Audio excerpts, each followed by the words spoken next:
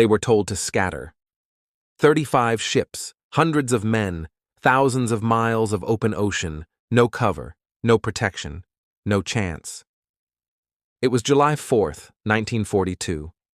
The sky above the Barents Sea was dull and colorless, smeared with low clouds that hadn't parted in days. Icebergs loomed in every direction like ghost ships, and the sea rolled with a slow, bone-deep rhythm. The convoy had been holding together, barely, pushing through cold, wind, and the constant threat of attack. But now, just before midnight, the order crackled over the wireless. Convoy is to scatter. Withdraw escort. The message was short. It didn't explain. It didn't advise.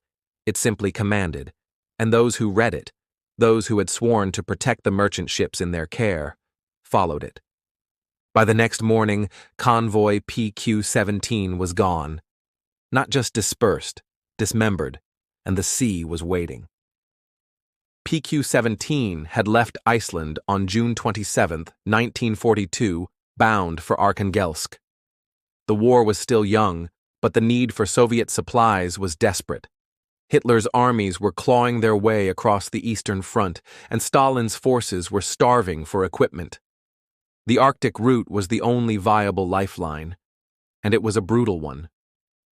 The convoy carried over 200 aircraft, 600 tanks, and thousands of trucks, shells, guns, and crates of fuel. 35 merchant ships, protected by 6 destroyers, corvettes, minesweepers, and anti-aircraft vessels, pushed into the North Atlantic, flanked by ice and shadowed by submarines. Behind them, out of sight but close enough to matter, a British covering force sailed with cruisers and battleships.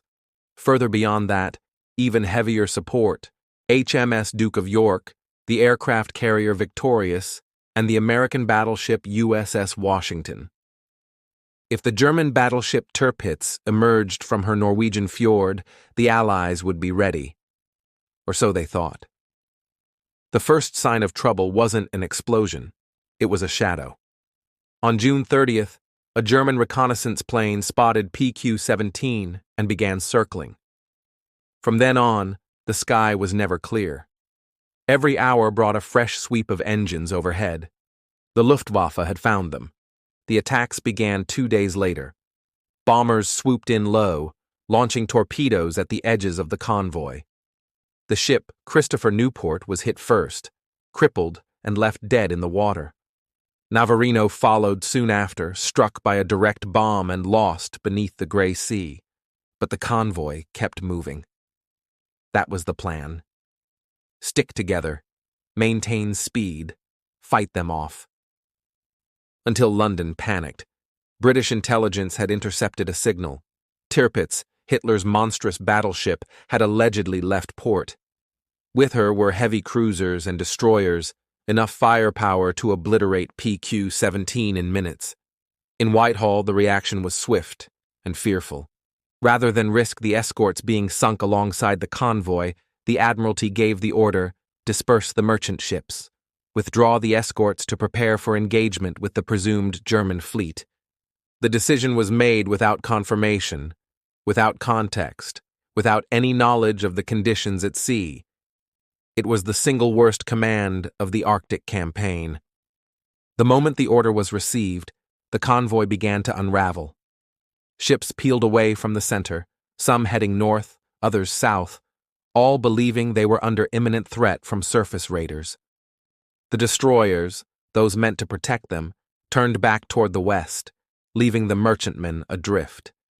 In their place came the real hunters, the U-boats. Within hours, the submarines had fanned out across the dispersing routes. They struck without mercy. Peter Kerr and Fairport were lost in the first wave. Their crews had no time to signal. Then the Luftwaffe returned. Over the next 4 days, the convoy was attacked again and again by German aircraft flying out of occupied Norway. In the eternal daylight of the Arctic summer, there was nowhere to hide. Planes dove from the sky with torpedoes and bombs, strafing decks and igniting fuel reserves.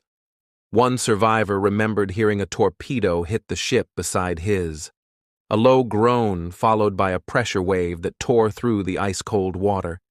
He saw men thrown into the sea, some still burning, others silent.